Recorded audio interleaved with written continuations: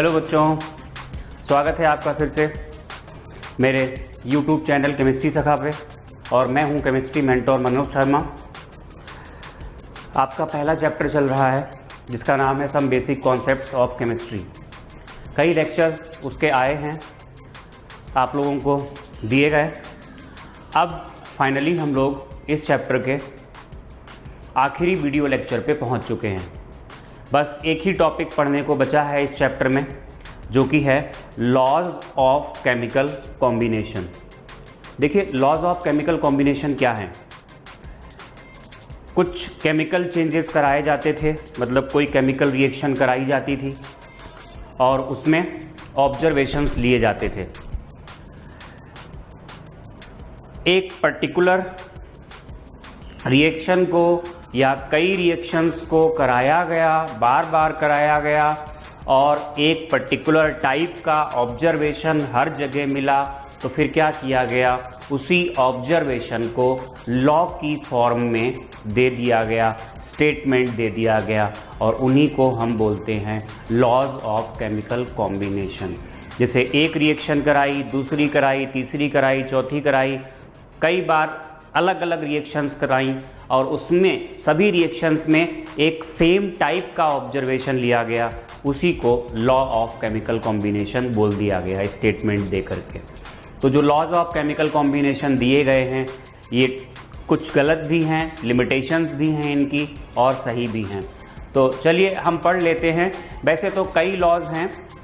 एक तो है law of conservation of mass, second है law of definite proportion, third है लॉ ऑफ मल्टीपल प्रोपोर्शन। सबसे ज़्यादा इंपॉर्टेंट यही होता है लॉ ऑफ मल्टीपल प्रोपोर्शन, और यहाँ से न्यूमेरिकल भी आपके यहाँ बनता है।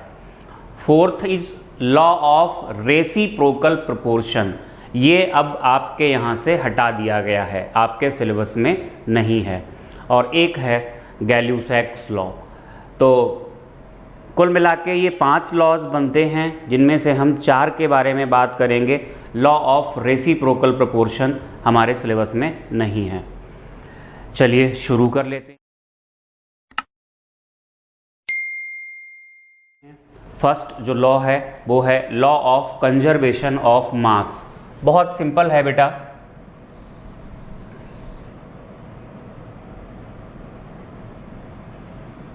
Law of conservation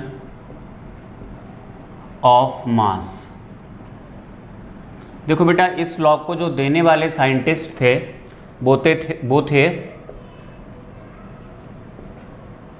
लेवोइसियर। क्या कहा लेवोइसियर सर ने? इन्होंने कहा किसी भी फिजिकल और केमिकल चेंज को आप कराओ, जो मास होता है वो कंजर्व्ड होता है। मास कंजर्व्ड होता है, इस बात का क्या मतलब है? मतलब रिएक्टेंट से कुछ मास डिसअपीयर होगा, कमी आएगी मास में, और प्रोडक्ट का मास बनेगा, अपीयर होगा। तो जो अपीयर होगा मास वो उतना ही होगा जितना रिएक्टेंट का डिसअपीयर हुआ है। That is law of conservation of mass. इसको हम ऐसे भी बोल सकते हैं, mass can neither be created nor be destroyed. तो law of conservation of mass में आप लोग लिखेंगे, ड्यूरिंग एनी फिजिकल और chemical change mass remains conserved. That is mass of products formed is always equal to mass of reactants disappeared. Clear हो गया होगा law क्या कह रहा है। एग्जाम्पल अगर हम लें भी तो क्या कहेंगे कि यहाँ पर रिएक्टेंट्स का मास कुछ था, इसमें से चलो x ग्राम था, 22 ग्राम डिसअपीयर हो गया, तो प्रोडक्ट का 22 ग्राम ही बनेगा। तो ज़रूरत नहीं लगती मुझे कि एग्जाम्पल लेकर के आपको समझाया जाए। हाँ, इस लॉ की एक लिमिटेशन है, उसके बारे में हम बात ज़रूर करेंगे। लिमिटेशन क्या है, ध्यान देना बेटा। एक इक्वेशन होती है E = mc², पढ़ी हुई है आपकी। आइंस्टीन्स इक्वेशन बोलते हैं। तो E is equal to mc square के according mass can be converted to energy. अब जरा ध्यान देना, अगर मास में लॉस होगा तो कितना होगा? E अपॉन सी स्क्वायर होगा। C is speed of light, C is speed of light. ध्यान दें, C की वैल्यू बहुत ज़्यादा होती है, 3 इंटू 10⁸ मीटर पर सेकेंड। तो अगर हम ये एग्जाम्पल लें यहाँ पर कि मास में कितना डिस्ट्रक्शन होगा, कितना लॉस होगा, अगर हम ये मान के चलें कोई केमिकल रिएक्शन हो रही है और उस केमिकल रिएक्शन में ऐसा कुछ मान लिया कि 1000 जूल की एनर्जी निकल रही है, 1000 जूल हमने E की जगह रख दिया और नीचे C स्क्वायर 3 इंटू 10⁸ का स्क्वायर। आप सोच के देखिए ये वैल्यू कितनी कम आ रही है। 3 स्क्वायर करोगे, चलो 9 10 मान लेते हैं, तो लगभग 10⁻17 हो जाएगा। अगर इसे हम सॉल्व भी करेंगे तो सॉल्व करने पर कितना आएगा आप चेक करके देख लीजिए।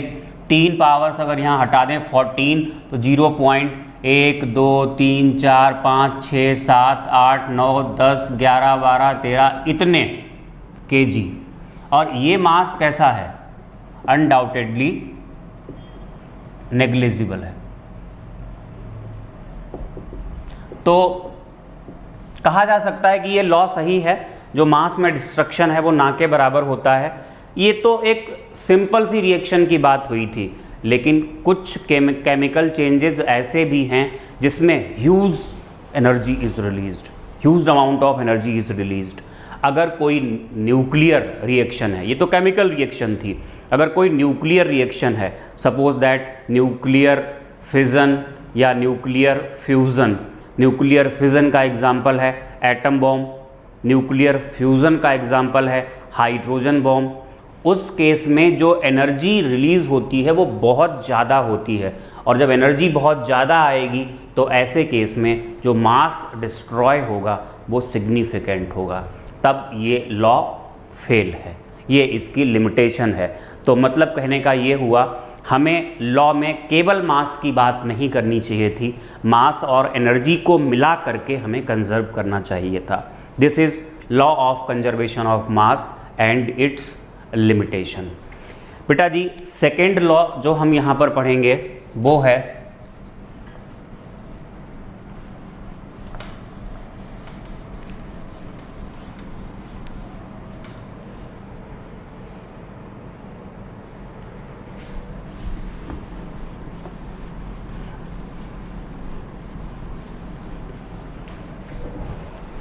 Law of constant proportion.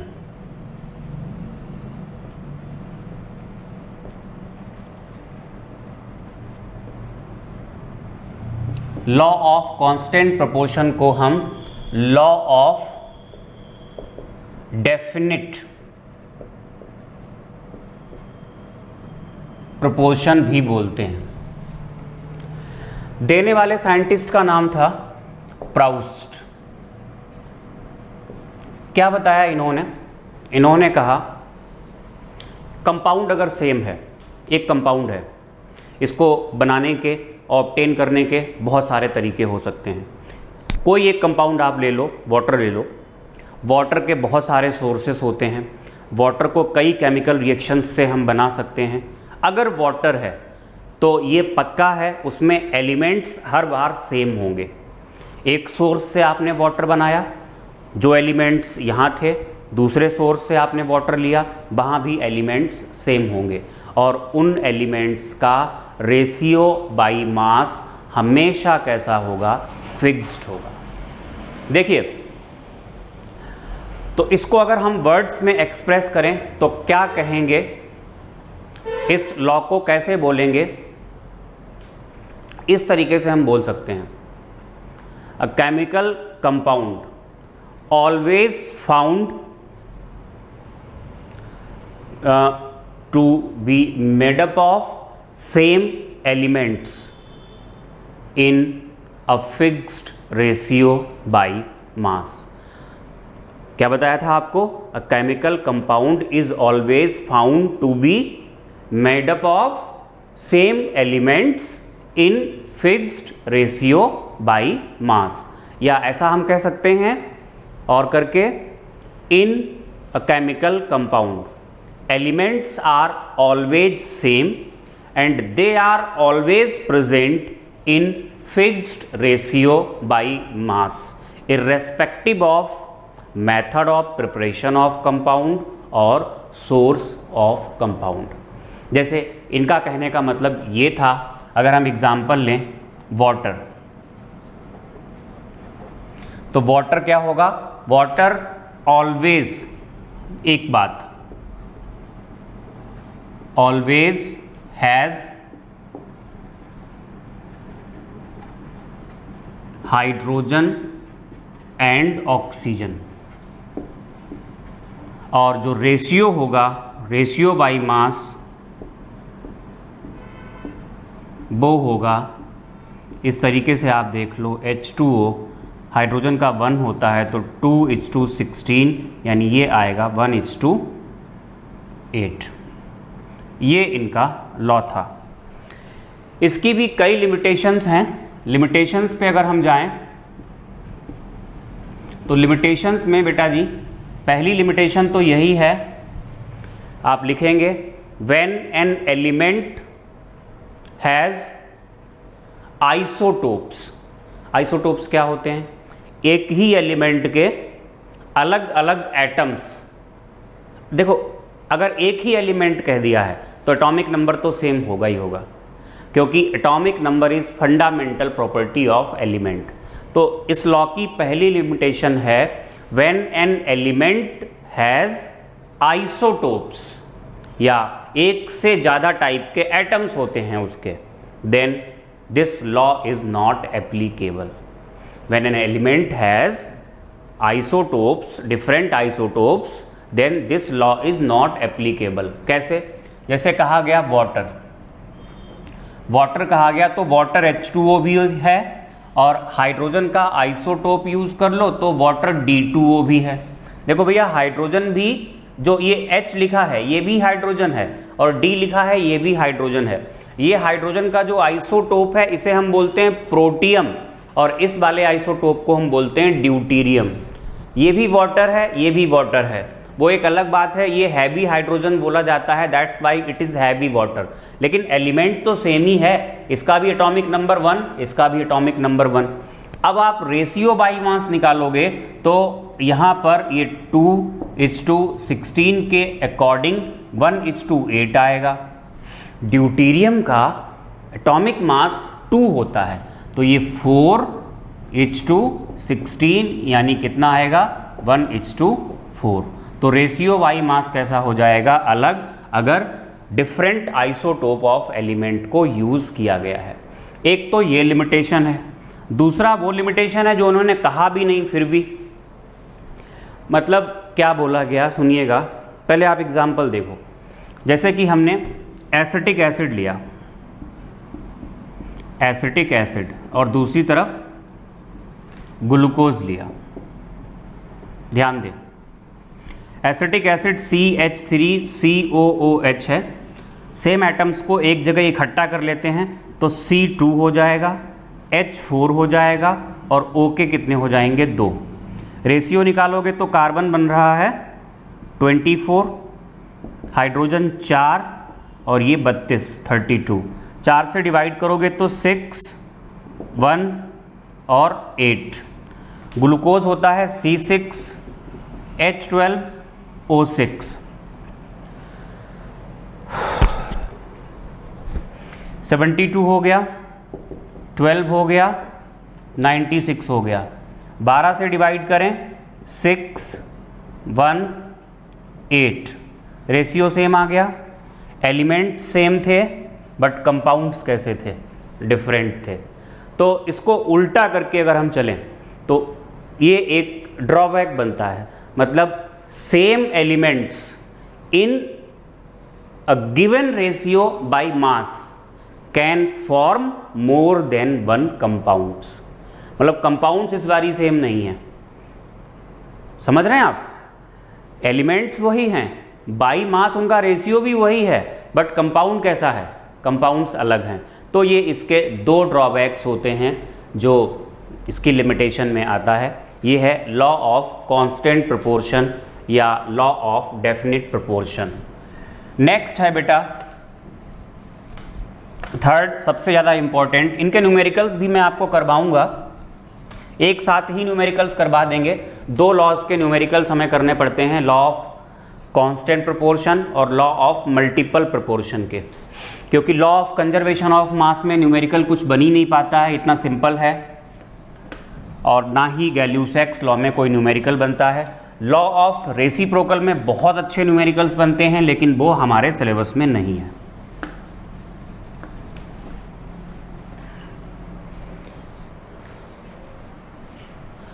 Next है बेटा law of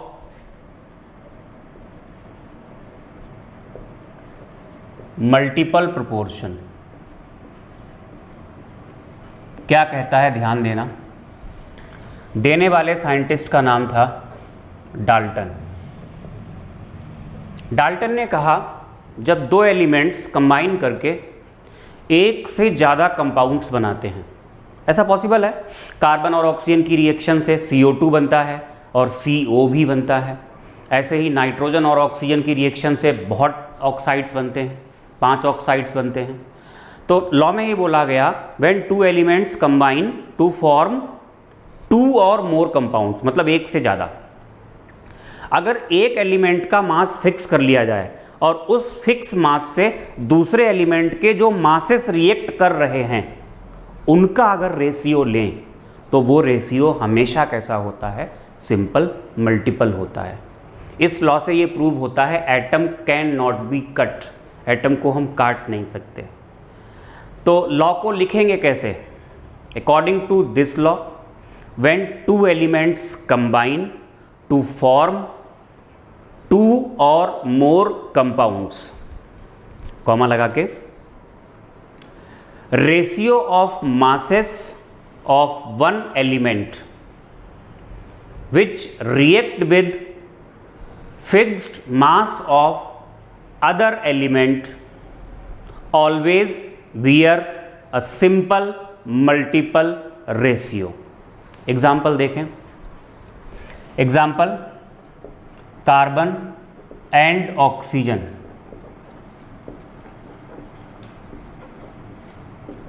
react to form CO2।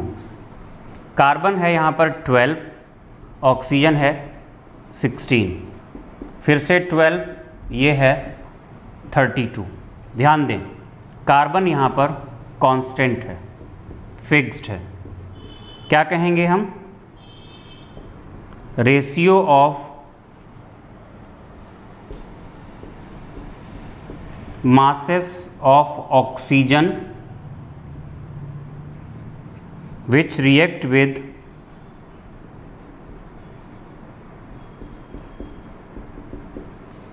fixed mass of carbon.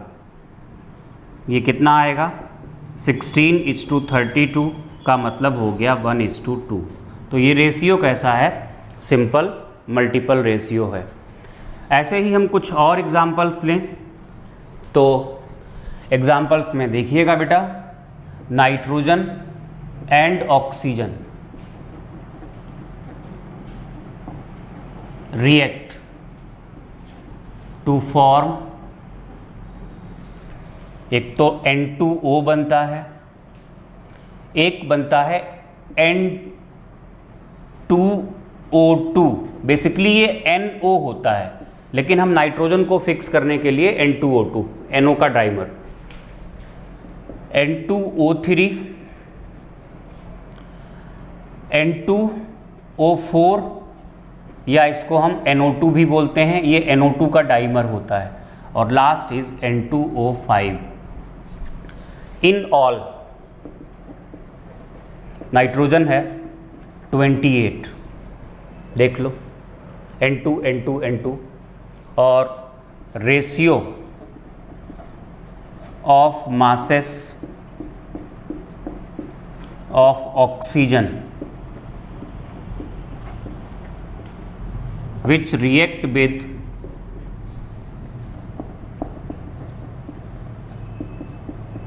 fixed mass of nitrogen, ये आएगा यहाँ पर 16, 32, 48, 64 और 80। ये रेशियो बनेगा 1:2:3:4:5। तो ये एक सिंपल रेशियो होगा। मतलब सीधी सी बात है कि हम एटम को काट नहीं सकते, रेशियो डेसिमल में नहीं आएगा। ये है बेटा लॉ ऑफ मल्टीपल प्रोपोर्शन और इसकी कोई लिमिटेशन नहीं है। ये बात बिल्कुल सत्य है कि एटम को काटा नहीं जा सकता, एटम इज नॉन कटेबल। अगर हम कहें एटम इज इनडिविजिबल, मतलब एटम को और छोटे पार्टिकल्स में डिवाइड नहीं कर सकते, वो बात तो गलत है, क्योंकि एटम भी कुछ छोटे छोटे पार्टिकल्स से मिलकर बना होता है जिनका नाम होता है इलेक्ट्रॉन्स, प्रोटॉन्स, न्यूट्रॉन्स। डाल्टन की एटॉमिक थ्योरी आई थी, तो डाल्टन की एटॉमिक थ्योरी में ये सारी बातें बताई गई थी। एटम को डिवाइड नहीं कर सकते, जो गलत प्रूव हुआ।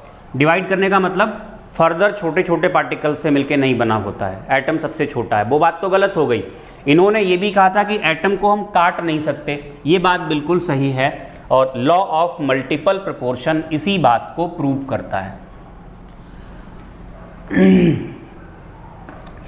डाल्टन ने ही कहा था कि एक पर्टिकुलर टाइप के एलिमेंट, एक पर्टिकुलर एलिमेंट के सारे एटम्स हर एस्पेक्ट में आइडेंटिकल होते हैं, तो उसको law of constant proportion support करता था। लेकिन उसकी लिमिटेशन निकल आई, जब अलग आइसोटोप यूज होता है तो रेशियो अलग हो जाता है। तो डाल्टन के जो लॉज थे, डाल्टन की जो एटॉमिक थ्योरी थी उसमें बहुत सारे पॉइंट्स थे। जैसे इनका एक पॉइंट था atom is the smallest particle of all substances, बिल्कुल सही बात है। या ऐसे भी कह सकते हैं atom is smallest unit of all elements और it has all the properties of element. ये बात बिल्कुल सही है। इन्होंने एक बात कही थी एटम इज इनडिविजिबल, गलत प्रूव हुई with the discovery of electron, proton and neutron. इन्होंने कहा एटम इज नॉन कटेबल, बिल्कुल सही है। इन्होंने बोला atoms of same element are identical, ये बात गलत प्रूव हो गई, आइसोटोप्स होते हैं। इन्होंने कहा था atom is the smallest particle which take part in chemical combination, ये बात बिल्कुल सही है। एटम से छोटा कुछ भी नहीं है जो केमिकल कॉम्बिनेशन में टेक पार्ट करे, एटम ही टेक पार्ट करता है। चलिए खैर, ये हम लोगों ने 3 लॉज पढ़ लिए। आखिरी है जो हम यहाँ पर पढ़ रहे हैं, गैल-ल्यूसैक्स लॉ। गैल-ल्यूसैक्स लॉ ये कहता है अगर गैसेस आपस में रिएक्ट कर रही हैं तो उनका जो वॉल्यूम का रेशियो होता है वो हमेशा सिंपल रेशियो होता है, और अगर प्रोडक्ट भी गैस है तो वो भी रिएक्टेंट्स के वॉल्यूम के साथ एक सिंपल रेशियो में प्रेजेंट होंगी। मतलब समझाते हैं एग्जाम्पल लेकर के। अगर हम H2, ये गैस होती है, प्लस Cl2, ये भी गैस है, बनता है यहाँ 2HCl, ये भी गैस है। वैसे तो आपने स्टोइकियोमेट्री में पढ़ा था, ये जो कोफिशिएंट्स होते हैं वो क्या होते हैं, मोल होते हैं। तो गैल-ल्यूसैक्स लॉ ये कहता है अगर इसका एक वॉल्यूम है, एक का मतलब कुछ भी आप मान सकते हैं, इसका x वॉल्यूम है तो इसका भी कितना होगा, x वॉल्यूम ही होगा, और इसका 2x वॉल्यूम होगा, मतलब 2 वॉल्यूम। देखो गैल-ल्यूसैक्स लॉ को अगर हम लिखें तो इस तरीके से लिखेंगे, at same conditions of temperature and pressure. ये कहना सही, मतलब कहना ही पड़ेगा, टेम्परेचर प्रेशर को इंक्लूड करना पड़ेगा, क्योंकि गैस का वॉल्यूम टेम्परेचर और प्रेशर पे डिपेंड करता है। At same conditions of temperature and pressure gases always react in simple ratio by volume. Products also do same if they are gases. आपको लगता होगा कि ये तो बहुत छोटी सी बात है, इतनी छोटी सी बात, इसको लॉ बनाने की क्या ज़रूरत थी। बेसिकली उस टाइम पे नहीं पता था कि गैस का वॉल्यूम किस पर डिपेंड करता है, मोल पर डिपेंड करता है। आप सोच के देखिए, अगर हाइड्रोजन का 1 मोल है तो इसका मतलब ये कितनी होगी, 2 ग्राम हाइड्रोजन होगी, और Cl2 कितनी होगी, 71 ग्राम होगी। ये 2 ग्राम है और ये 71 ग्राम है, और उसके बाद भी सेम टेम्परेचर और प्रेशर पे इन दोनों का वॉल्यूम कैसा होगा, सेम। दिस मीन्स जो वॉल्यूम होता है वो गैस के मास पर डिपेंड नहीं करता है। अब शायद आपको ये लॉ थोड़ा सिग्निफिकेंट लग रहा होगा, क्योंकि 2 ग्राम और 71, अगर ये रेशियो देखोगे तो ये तो बहुत अजीब टाइप का रेशियो है, जबकि वॉल्यूम्स में रेशियो कैसा है, सिंपल रेशियो है। तो ये है गैल्यूसैक्स लॉ। ये चारों लॉज हम लोगों ने ख़त्म कर लिए। अब हमें लॉ ऑफ मल्टीपल प्रोपोर्शन और लॉ ऑफ डेफिनेट प्रोपोर्शन, यहाँ से 2 न्यूमेरिकल्स लगाने की ज़रूरत है, और बाकी कुछ 2-4 न्यूमेरिकल्स आप घर पे प्रैक्टिस कर लेंगे, ये चैप्टर ख़त्म हो जाएगा।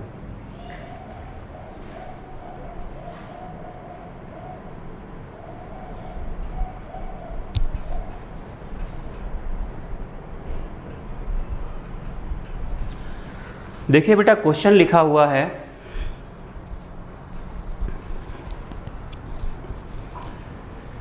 6.488 gram of lead combined directly with इतने ग्राम ऑक्सीजन, और क्या बनाया, लेड परऑक्साइड।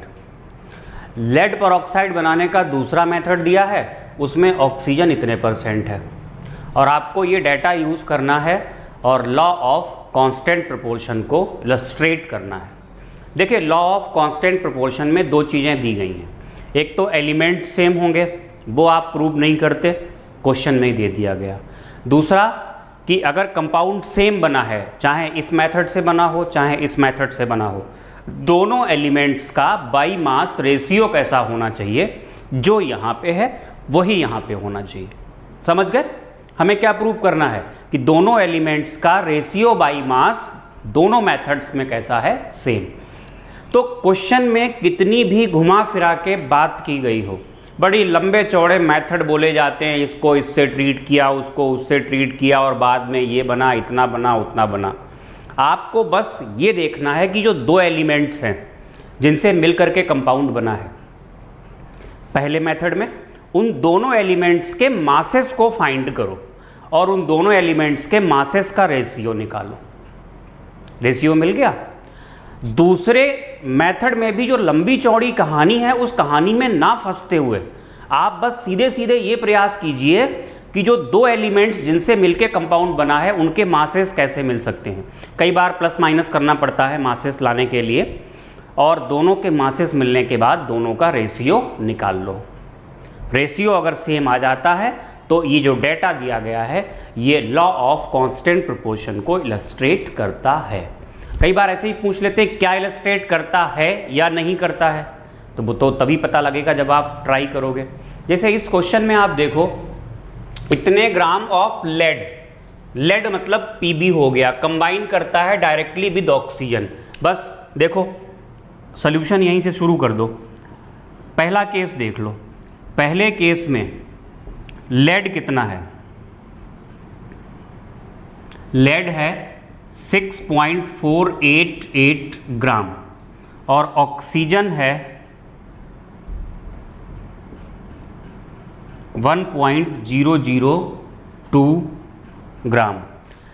क्या करेंगे हम, यहां पर सीधे सीधे रेशियो निकाल लेंगे, ratio of masses of lead and oxygen.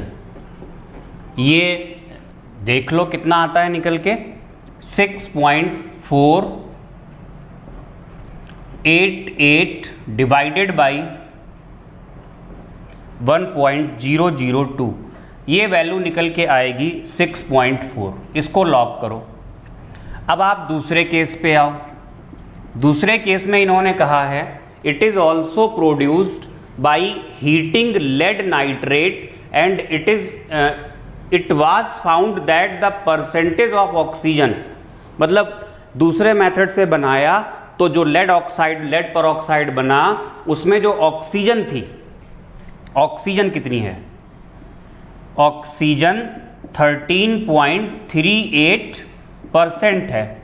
तो यहां पे लेड कितना होगा, लेड होगा 100 माइनस 13.38, यानी यहां लेड निकल के आएगा 10 से 8 जाएगा 2, 9 से 3 जाएगा 6, यहाँ फिर 9 है, 9 से 3 फिर से 6 बचेगा और ये होगा कुल मिला के 86.62।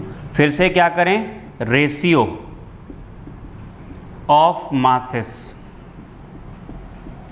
ऑफ लेड एंड ऑक्सीजन, ये हम निकालेंगे तो 86.62 अपॉन 13.38, जब इसको हम निकालेंगे तो ये फिर से 6.4 या ऐसे 6.47 करके ऐसे आता है। तो अब आप क्या लिखेंगे लास्ट में एक statement, in both methods ratio of masses of lead and oxygen is constant, hence this या these data illustrate the law of constant proportion, right. तो मतलब क्वेश्चन में हमें कुछ स्पेशल नहीं करना है। अगर law of constant proportion prove करना हो तो बस हमें इस डायरेक्शन में जाना होता है। किसी भी तरीके से हम जो भी हमें मेथड दिया गया है कंपाउंड बनाने का, वहाँ पे दो एलिमेंट्स के मासेस तक पहुँच जाएं और उनका मासेस का रेशियो मिल जाए। और रेशियो जब दो बार 3 बार जितनी बार भी आपसे पूछा जाए, कितनी बार भी हो, वो अगर हर बार सेम आ जाता है तो लॉ ऑफ कांस्टेंट प्रोपोर्शन उसमें फॉलो हो रहा है। देखते हैं नेक्स्ट क्वेश्चन की तरफ। तो बेटा ये क्वेश्चन है, ये क्वेश्चन के बाद जो कि हम लोगों ने लॉ ऑफ कांस्टेंट प्रोपोर्शन से रिलेटेड लिया था। सेकंड क्वेश्चन देखिए जो दिया गया है लॉ ऑफ मल्टीपल प्रोपोर्शन से रिलेटेड है। इसमें बोला गया है कि लेड के 2 ऑक्साइड्स हैं, 2 ऑक्साइड्स ऑफ लेड, मतलब कंपाउंड ही अलग हो गए 2, तो लॉ ऑफ कांस्टेंट प्रोपोर्शन तो आ ही नहीं सकता। देखिए आपके यहाँ जो क्वेश्चन आएगा वो या तो लॉ ऑफ कांस्टेंट प्रोपोर्शन से आएगा या फिर लॉ ऑफ मल्टीपल प्रोपोर्शन से। अब यहाँ जब 2 कंपाउंड्स की बात कर दी तो यहाँ पर लॉ ऑफ कांस्टेंट प्रोपोर्शन की तो बात की ही नहीं जा सकती। तो 2 ऑक्साइड्स हैं, क्या किया, लेड के, reduced to metallic lead by heating a current of hydrogen. देखो बेसिकली होता क्या है आप समझना, होता क्या है सोल्यूशन में एक चीज आपको बता दें, जैसे कोई मेटल है और उसका अगर ऑक्साइड है, जब इसको हम हाइड्रोजन के साथ हीट करते हैं तो हाइड्रोजन क्या करता है, ऑक्सीजन को in the form of H2O ले जाता है। मतलब ये एक इंफॉर्मेशन है, इसका क्वेश्चन से कोई रिलेशन नहीं है, ये एक इंफॉर्मेशन है। जब हाइड्रोजन के साथ हीट करेंगे तो हाइड्रोजन ऑक्सीजन को ले जाएगा in the form of H2O, और यहाँ पर इस तरीके से क्या होगा, आपको मेटल मिल जाएगा। और आपको पता होगा removal of oxygen is called as reduction. तो यहाँ पर ऐसा कुछ किया गया, मतलब ये एक हमने आपको इंफॉर्मेशन दी।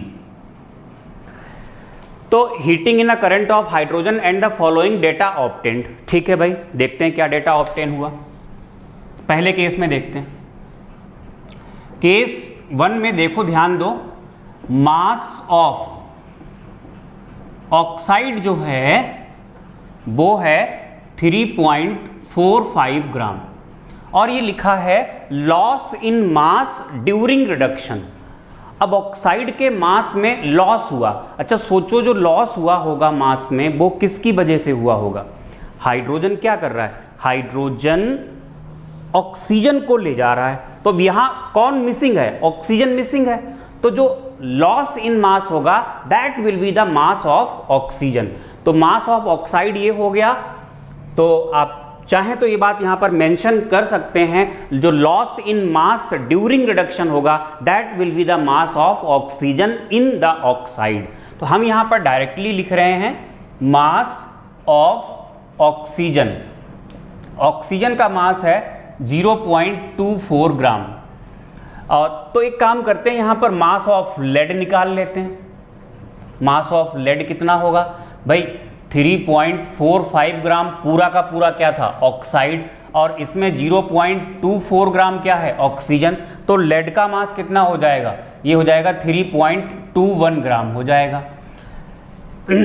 दूसरे केस में भी हम फाइंड करेंगे। अच्छा, हमें करना क्या होता है, अगर लॉ ऑफ मल्टीपल प्रोपोर्शन को हमें प्रूव करना हो तो हम क्या करेंगे, पहला केस दूसरा केस। पहले केस में दोनों के मास पता हैं, एक का मास फिक्स करो। कैसे फिक्स करना है, देखो, with 0.24 gram oxygen reacted lead कितना है, ये है 3.21 ग्राम। विद फिक्स करने का मतलब आप 1 कर लो, 1 ग्राम से कितना होगा 3.21 अपॉन 0.24, यानी ये वैल्यू जब आप सॉल्व करोगे तो ये लगभग 13.37 आ जाएगी, 13.37। अच्छा, हमने फिक्स क्या किया यहां पर, अभी फिक्स क्या, मतलब हमने ऑक्सीजन कितना माना 1। अगर ऑक्सीजन 1 था तो उसके साथ लेड इतना था। अब यही बात हम क्या करेंगे दूसरे केस में। दूसरे केस में देखिएगा, मास ऑफ ऑक्साइड, ऑक्साइड का मास कितना है, थोड़ा पास लिख गया है, मास ऑफ ऑक्साइड ये चीज हो गई 1.227 ग्राम, और मास ऑफ ऑक्सीजन जो कि लॉस है मास में ड्यूरिंग रिडक्शन, ये है 0.16 ग्राम। यहां से अगर हम मास ऑफ लेड निकालें तो ये हो जाएगा 1.227 माइनस 0.16, यानी ये वैल्यू निकल के आएगी 0 मान लो, ये 7 हो गया, और 12 से 6 जाएगा तो 6 बचेगा, और यहाँ कितना है 1। तो ये वैल्यू आ रही है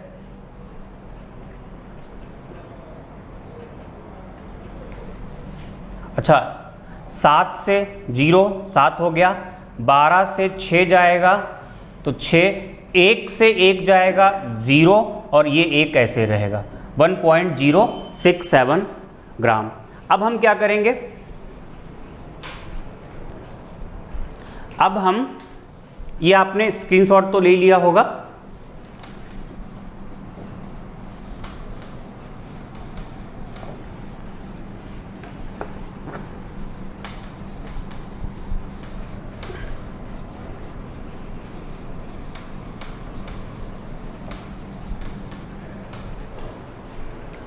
फिर से वही काम करेंगे। With 0.16 gram oxygen reacted lead, ये है 1.067 ग्राम, और हमने इसको फिक्स करना है। तो जहां फिक्स करने की बात आएगी तो 1 यहां किया था तो 1 यहां भी कर लेंगे, तो ये आ जाएगा 1.067। किसी को भी आप फिक्स कर सकते हो, हमने यहाँ ऑक्सीजन को फिक्स किया, आप चाहें तो लेड को भी फिक्स कर सकते हैं। हमने ऑक्सीजन को इसलिए फिक्स किया, कैलकुलेशन में आसानी हो जाएगी, क्योंकि ऑक्सीजन कम है, लेड ज़्यादा है। ज़्यादा को कम से डिवाइड करते हो तो आसान रहता है, और कम को जब ज़्यादा से डिवाइड करोगे तो मुश्किल होता है। तो इसलिए हमने जानबूझ के ऐसा किया है।